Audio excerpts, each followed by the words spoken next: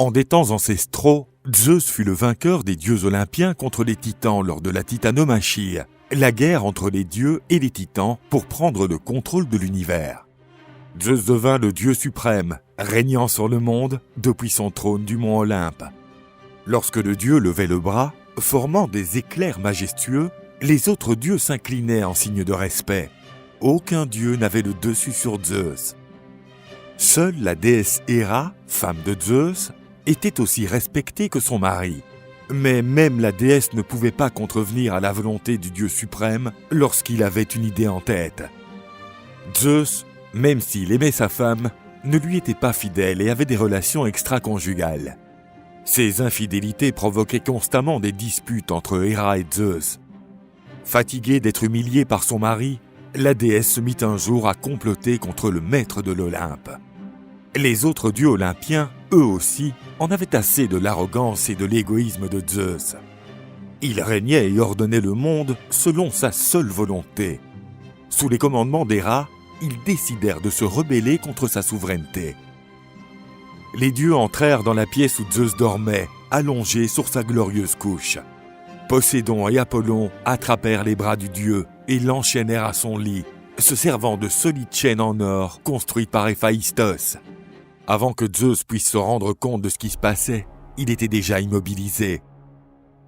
Envahi par la colère, le dieu proféra les menaces les plus terribles. Mais les autres dieux ne lui prêtèrent pas attention. Ils étaient plus intéressés par la question de savoir qui occuperait son trône suprême. La déesse Héra, reine de l'Olympe et meneuse de la révolte, considérait qu'il était évident qu'elle soit choisie pour occuper la place de son mari. Mais le trône avait d'autres prétendants. Athéna pensait qu'elle était la plus savante et la plus digne de prendre cette responsabilité. Apollon, pour sa part, était convaincu que seul le dieu du soleil pourrait apporter la lumière sur ce nouveau cycle de règne, tandis que Poséidon affirmait être le plus puissant de tous. Hestia fut la seule à ne pas se proposer pour régner. Thétis, divinité fille de Nérée, prédit qu'une guerre civile était sur le point de se produire sur l'Olympe.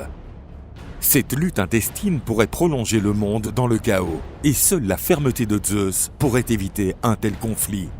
Thétis alla à la rencontre de Briarée, le plus grand des hécatonchires, une créature gigantesque dotée de 100 bras et de 50 têtes.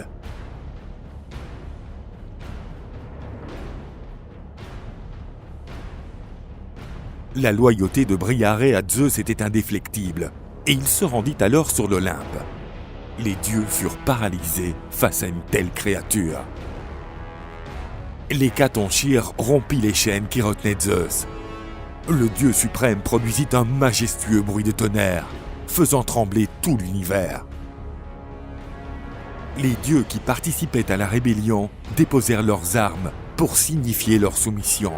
Cela apaisa en partie le courroux du dieu.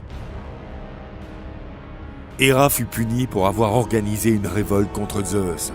La déesse fut enchaînée et suspendue dans le ciel. Elle resta dans cette position jusqu'à ce qu'elle fasse le serment solennel de ne plus jamais se rebeller contre son mari.